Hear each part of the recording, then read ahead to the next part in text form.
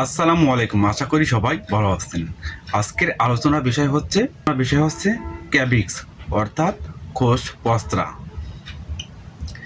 ক্যাবিক্স বা কোষ পর্চা থেকে সম্পূর্ণরূপে সুস্থ হতে হলে চিকিৎসার পাশাপাশি 4টি শর্ত অবশ্যই পালনীয়। 1 নাম্বার, আক্রান্ত ব্যক্তির সব পরিবারের একত্রে চিকিৎসা গ্রহণ করা। 2 নাম্বারে, আক্রান্ত ব্যক্তির পরিধেয় ও ব্যবহৃত সকল কাপড় চোপড় গরম পানি দিয়ে ধৌত করা।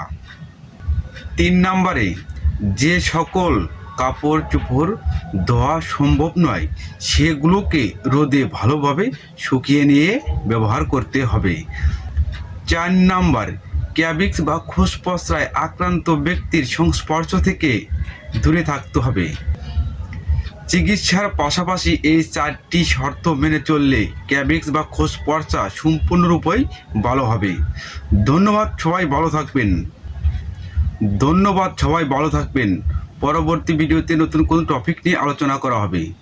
আর বিশেষ দ্রষ্টব্য, সকল প্রকার ওষুধ ও ব্যবহারের পূর্বে একজন রেজিস্টার্ড চিকিৎসকের পরামর্শের প্রয়োজন।